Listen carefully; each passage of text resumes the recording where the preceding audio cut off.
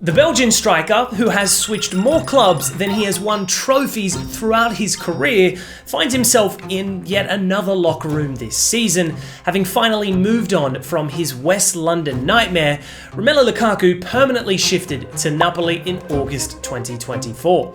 The talisman for Gli Azzurri has had a great start thus far, but we already knew he would do well in Italy considering his record with Inter. Or did we? Lukaku is one of the biggest mysteries in world football because on his day, he is right up there in terms of the world's best strikers.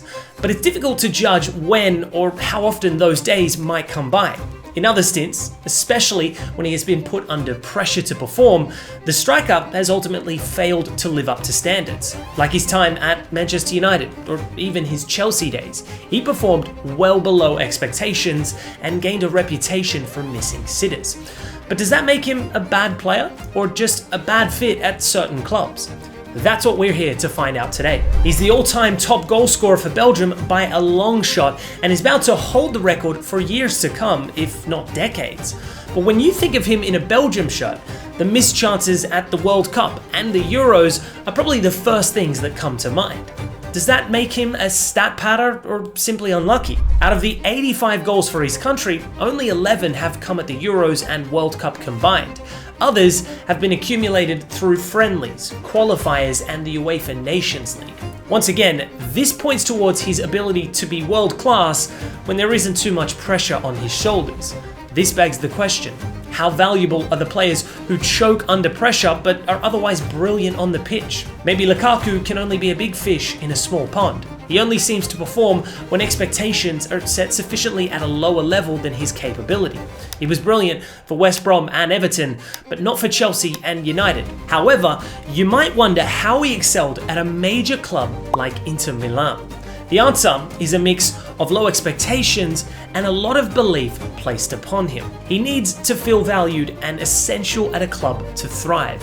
The Belgian thrives on love and support from his manager and fans, which was lacking during his Chelsea and United days. Even his second stint at Inter, when he had a strained relationship with the fans, saw a considerable dip in his output. Let's analyze his career and dig deep into his hot and cold form over the years to finally answer the big question. Is Romelu Lukaku a good football player or not?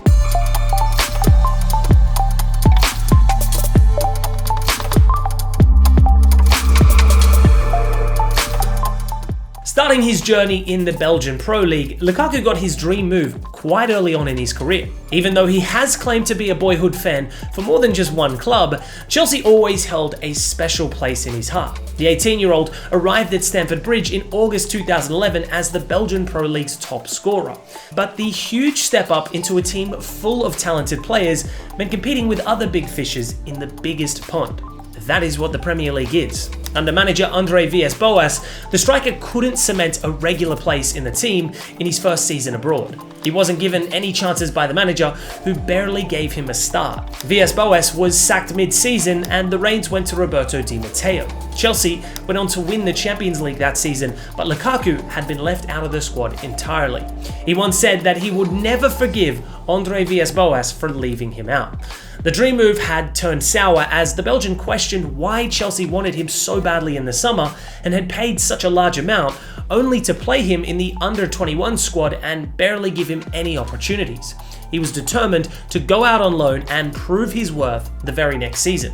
West Brom came in for him in the summer of 2012. It was a hugely successful stint and he soon became one of the best strikers in England. He scored 17 goals in just 35 league appearances for a relegation-tipped West Brom side. The pace, strength, and ball striking made him the perfect number 9 for a struggling side. He could very well change the course of a game by himself alone. In just one season, Lukaku became one of the most prolific centre forwards in the Hawthorns Premier League history. Anyone in his position would have expected him to return to Stamford Bridge as a hero, deserving his place in the team.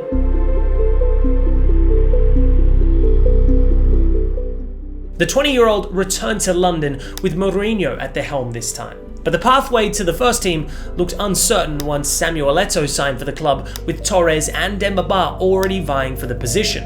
An illusion-shattering revelation dawned on Lukaku then. This was just how Chelsea functioned. They have historically gone for as many young talents as they could buy from across the world and pushed them into their reserve squad. Their first team functioned on big money signings in the prime of their careers, but the youngsters who came with big dreams would often be disappointed by the harsh reality. Chelsea didn't particularly believe in their talents, but only signed them so no one else could. Then they would either throw them into the reserves or put them through something called the loan affiliate system. The young players would be sent out on loans season after season to get first team experience. This would continue until their value shot up above the initial transfer fee, and then they would be offloaded for a profit. Another reason to loan out fairly good but not good enough youngsters to other Premier League sides was to take points off other teams.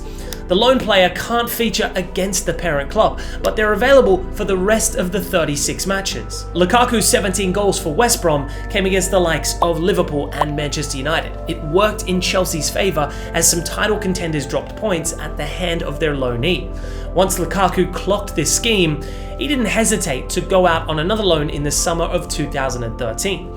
Chelsea won the Europa League in 2013, while Bayern Munich claimed the Champions League. Lukaku played in the UEFA Super Cup final against Bayern Munich in August 2013. After 9 perfect penalties, it was his turn to step up for Chelsea's 5th spot kick. He missed, and 4 days later was on his way to Merseyside. The Everton stint was another success as he outscored every Chelsea player in the league with 15 goals in 31 appearances. During the season, he also started dropping hints about staying on at the club if Chelsea didn't need him. That's exactly what happened when he signed for Everton in the summer of 2014. The next 3 seasons saw him become a reliable 20-goal-a-season striker. In 2015-16, he scored 18 goals in the league. The following season, he scored 25 league goals, but still lost out on the Golden Boot on the penultimate match day. Harry Kane scored 7 goals in the last 2 league games and cruelly denied Lukaku the honour. Being a big fish in a small pond had definitely worked out for him. He was now deemed to be a world-class striker. Mourinho had switched to United and was ready for a reunion with his former Chelsea player under different circumstances. In the summer of 2017, Lukaku moved to Old Trafford for €75 million plus add-ons. The price tag put massive expectation on the Belgian shoulders. The first 7 league matches came with as many goals for the striker, but the early promise wavered and he finished the season with 16 goals in the league. The next season was worse as Mourinho lost the locker room before being replaced by Ole Gunnar Solskjaer, who didn't fully trust the striker. The lack of trust and the fans making a scapegoat out of him led to dwindling confidence and underwhelming performances. He ended the season with just 12 league goals.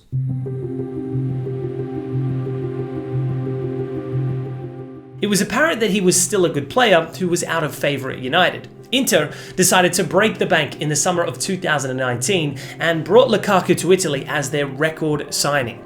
The renewed belief in the player and the love of passionate Inter fans brought out the old Lukaku. He scored 23 league goals in his debut season and helped Inter contend for the title.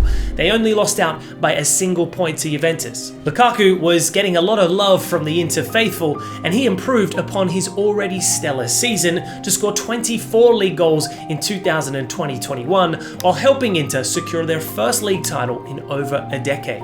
The impressive back-to-back seasons lured Chelsea into making a €113 million bid for the striker in the summer of 2021. The Inter fans were shocked to learn that Lukaku was itching to have one last shot at his boyhood London dream, even though they were doing so well together. The massive fee turned out to be one of the worst bits of business as just months into his new life, Lukaku conducted a damning interview criticising the manager Tuchel and was regretting leaving Inter. It was another shock season by his standards with just 8 league goals, and he was shipped off to Inter the very next summer on loan. The move was met with some skepticism from the Inter fans, and a hamstring injury limited his minutes that season. But the highlight of the campaign, or rather the lowlight for Lukaku, came in the Champions League final against Manchester City. In his 33-minute stint, Lukaku managed to miss a free header from just 5 feet away and blocked his teammate's effort that was destined for a goal. This wasn't the first time in his career that he had a howler when the stakes were so high. In the Qatar World Cup, he was called upon in the second half against Croatia as Belgium needed to win to qualify for the next round. In those 45 minutes, he missed 4 big chances and couldn't score from a total of 1.73 expected goals. Belgium were knocked out after the match ended 0-0. Then, in the 2024 Euros, he missed 6 big chances in just 3 matches. This put him equal at the top for the most chances missed by a European player in a major tournament since 1980. He makes an appearance on this list twice.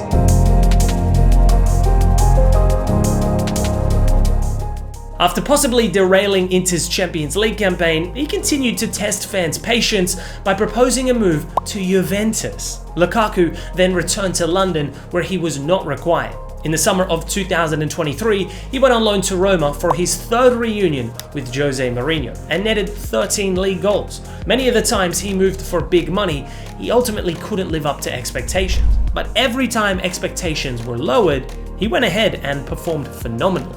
The boyhood Chelsea fan never got to live out his dream to become a Blues legend, and at the age of 31, his best years are most likely behind him now. A summer move to Napoli for just 30 million euros might be a good beginning for the end of his career. Without the pressure of a huge price tag, he might be able to pull off good numbers this season.